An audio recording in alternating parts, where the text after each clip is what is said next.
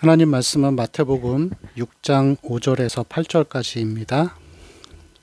또 너희는 기도할 때 외식하는 자와 같이 하지 말라. 그들은 사람에게 보이려고 회당과 큰 거리 여기에 서서 기도하기를 좋아하느니라. 내가 진실로 너희에게 이르노니 그들은 자기 상을 이미 받았느니라. 너는 기도할 때 내 골방에 들어가 문을 닫고 은밀한 중에 계신 내 아버지께 기도하라. 은밀한 중에 보시는 내 아버지께서 갚으시리라. 또 기도할 때 이방인과 같이 중언부언하지 말라. 그들은 말을 많이 하여야 들으실 줄 생각하느니라. 그러므로 그들을 본받지 말라. 구하기 전에 너희에게 있어야 할 것을 하나님 너희 아버지께서 아시느니라. 아멘.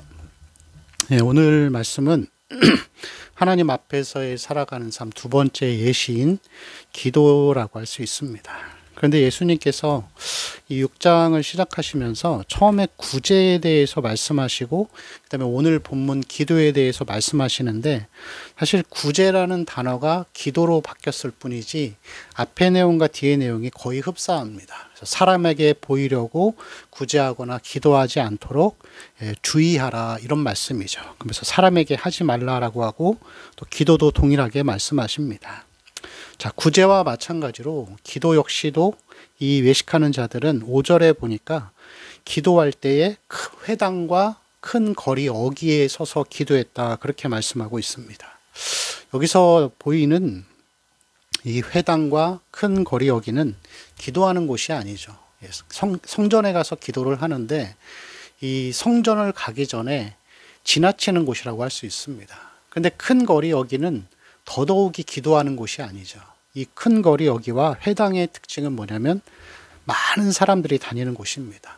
그래서 이 외식하는 자들이 기도를 그런 곳에서 했던 이유는 뭐냐면 많은 사람들에게 내가 기도하는 사람이라는 것을 인식시켜 주려고, 자랑하려고 한 것이었습니다.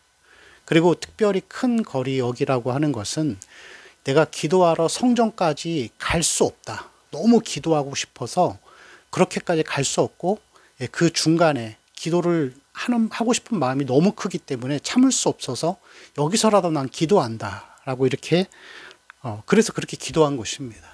그런 의미로서 이제 큰 거리 어귀에서 기도한 것이죠.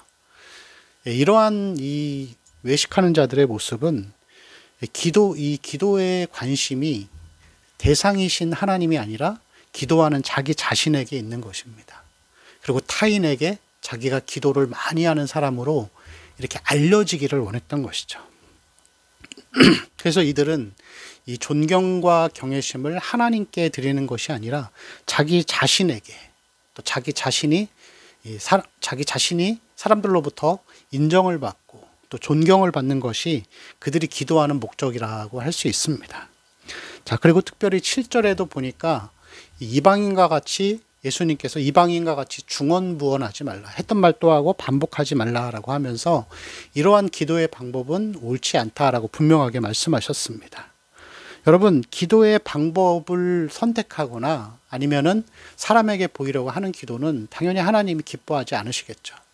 근데 여러분, 우리가 이 말씀을 보면서 이 내용들이 단순하게 예수님 시대에 외식하는 자들에게만 해당됐을까요? 그렇지 않습니다. 이것은 우리 모든 그리스도인들에게, 그리고 저와 여러분에게도 우리가 이런 것을 조심해야 한다라는 것을 예수님이 말씀하시는 것입니다. 결론적으로 말씀하면 예수님의 이 의도는 기도할 때에 하나님의 존전 앞에서 하나님께 기도하는 것이지 하나님께 집중하는 것이 아니라 자아를 기쁘게 하거나 어떤 자기의 어떤 만족을 위해서 하는 것은 옳지 않은 기도라고 분명하게 말씀하시는 것입니다.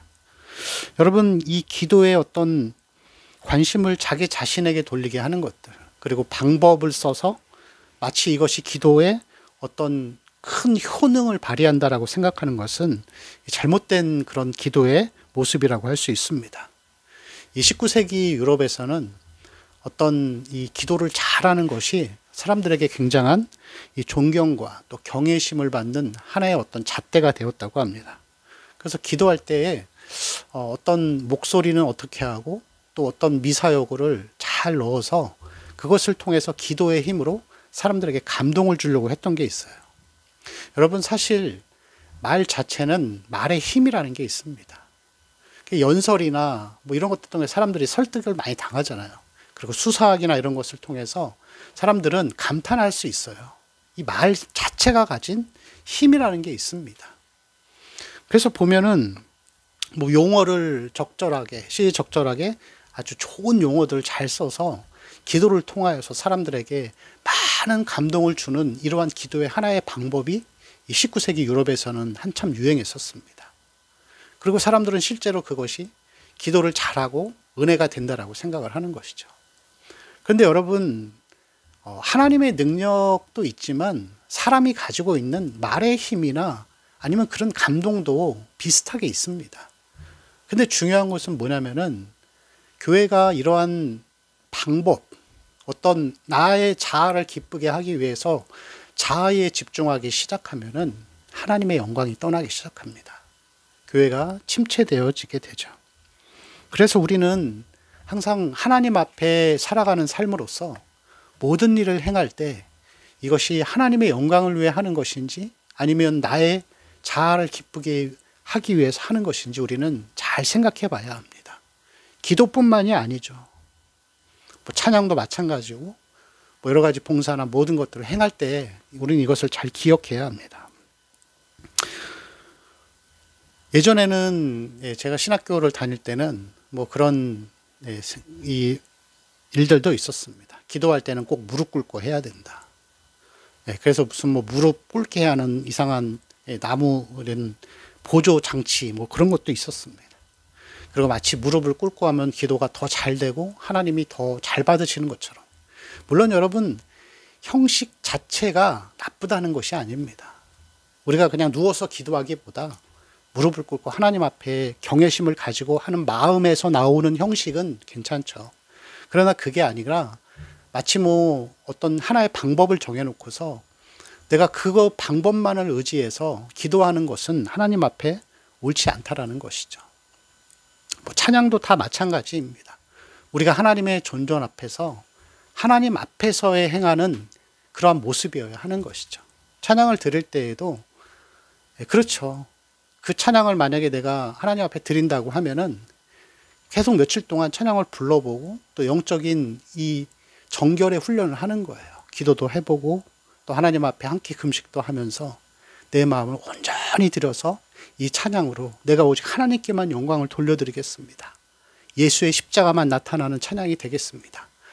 그러한 어떤 준비와 또 기도와 훈련 가운데 우리 마음을 잘 준비해서 찬양을 하면은 그 찬양을 통하여서 하나님의 임재가 반드시 오게 되어 있습니다. 그런데 그게 아니고 그냥 내가 음악을 전공했으니까 주일날 시간 맞춰서 가사만 외워서 가서 아무런 기도나 말씀에 대한 준비도 없이 찬양을 하는 것은 그냥 형식일 뿐이죠. 그냥 돈을 벌기 위해서 알바를 하는 것과 별반 다를 바가 없습니다. 그러한 방법에 의지하고 어떤 나를 위해 하는 그런 찬양들이 사람들에게 감동을 줄 수 있겠습니까? 그렇지 않습니다. 모든 일들이 다 그렇습니다. 뭐 기도도 마찬가지였고 설교도 마찬가지죠. 설교를 하면서도 설교자가 이 설교를 통하여서 때로는 사람의 마음이 불편할 수도 있겠다. 찔리게 할 수도 있겠다. 반발심을 가질 수 있겠다라고 생각할 수 있죠. 그렇지만 그래도 이것이 하나님의 영광을 위하고 하나님이 기뻐하시는 것이라면 반드시 그러한 내용들을 우리는 이야기해야 합니다. 설교자로서. 그러나 사람들의 반발이 싫고 비난이 싫어서 늘상 좋은 이야기들, 입맛에 맞는 음식들만 대접해주는 요리사가 되어서 사람의 마음만을 기쁘게 해준다고 하면은 그것이 자기의 평화를 찾을지는 몰라도 하나님의 영광을 위한 삶이 아니라는 것이죠. 모든 것들이 다 그렇습니다. 우리는 항상 이 기도와 금식과 구제와 또 모든 봉사와 또 모든 일을 할 때마다 우리의 마음의 중심에서 하나님의 존전 앞에서 살고 있는지를 늘 기억하는 삶이 되어야 할 줄로 믿습니다. 자, 그렇다면 예수님께서 오늘 말씀에서 기도를 그럼 어떻게 해야 하는가라고 서론적으로 잠깐 말씀하시는데 6절에 보니까 너희는 골방에 들어가서 문을 닫고 은밀한 중에 보시는 하나님께 은밀하게 기도하라 그렇게 말씀하고 있습니다.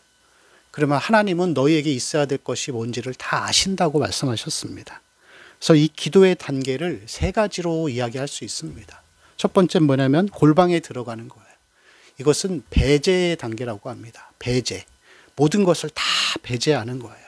모든 것을 다 배제하고 오직 골방이라는 이 소외된 공간 안에서 내가 하나님 앞에서만 서 있는 거예요. 하나님을 생각하는 것이죠. 여러분, 이 골방은 우리가 그냥 생각하는 빈 방, 이것만을 의미하지 않습니다. 그것을 넘어서 모든 것을 배제시킨 공간을 의미하는 것이죠. 그래서 내가 걸어가면서도 많은 사람들이 지나가고 또 많은 차들이 지나가도 거기서 오직 하나님만을 생각하는 거예요. 자기 전에 누워있을 때에도 내가 하나님의 존전 앞에 있다는 것을 기억하고 모든 것을 배제하는 것입니다. 그것이 진짜 골방의 참된 의미라고 할 수 있겠죠. 그리고 두 번째는 인식의 단계입니다. 배제한 이후에 인식하는 거죠. 무엇을요? 하나님을. 하나님이 나의 존전 앞에 있으시다. 나의 존전 앞에 있다는 것을. 하나님이 내 앞에 계시고 나는 하나님 앞에 있다는 것. 우리가 모든 기도의 제목들을 말하기 전에 하나님을 인식하고 그 하나님이 어떤 분인지를 기억하는 거예요. 그래서 여러분, 하나님이 어떤 분인지를 기억하려면 성경을 많이 봐야 되겠죠. 하나님은 어떠한 이름을 가지고 계신지, 어떠한 성품을 가지고 계신지. 그래서 하나님을 기억하고 인식하는 것입니다. 그리고 세 번째는 신뢰의 단계입니다. 신뢰는 뭐죠? 하나님을 우리 아버지라고 표현하잖아요. 하나님 우리 아버지요 라고 기도를 시작할 때 이 신뢰, 우리 아버지라는 이 단어 안에는 이 8절 말씀에 나오는 것처럼 이미 우리의 모든 기도를 하나님이 다 들으셨다라는 의미를 가지고 있습니다. 그래서 우리는 항상 이 하나님 앞에서 아버지라는 신뢰의 마음으로 이 기도를 시작하기 전에 이 배제, 인식, 신뢰의 단계를 계속해서 기억해야 합니다. 여러분, 항상 우리는 모든 일을 행하는 것이 하나님 앞에서 행하는 삶이라는 것을 꼭 기억해야 합니다. 나를 기쁘게 하기 위해서가 아니라, 내가 안정감을 누리기 위해서가 아니라 하나님의 존전 앞에서 기도하고 또 금식하고 또 봉사도 하고 예배도 드릴 수 있는 그러한 우리 모든 성도들의 삶이 되시기를 축원합니다. 기도하겠습니다. 주님, 우리의 모든 삶이 특별히 기도에서 하나님 앞에서 하나님 존전 앞에서 모든 것을 배제하고 골방에 들어가서 하나님을 인식하며 하나님을 신뢰하며 하나님을 아버지로 그 앞에서 기도를 할 수 있는 하나님, 이러한 마음을 늘 우리에게 허락하여 주옵소서. 우리의 마음을 기쁘게 하거나 사람의 마음을 만족시키기 위해서가 아니라 하나님께 드리는 기도자로서 살아갈 수 있도록 주여 인도하여 주옵소서. 감사하며 우리 주 예수님의 이름으로 기도합니다.